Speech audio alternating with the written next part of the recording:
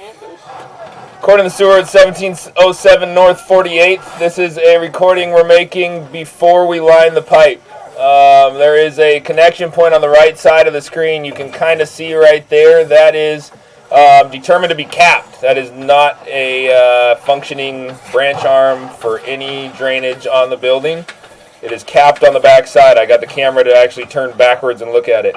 What I wanted to get a look at before we install the liner is this last section near the main. So the main is on the other side of this offset. There's the main flowing by. It's a recording we're making on May 24th, 2021, as you can see in the corner there.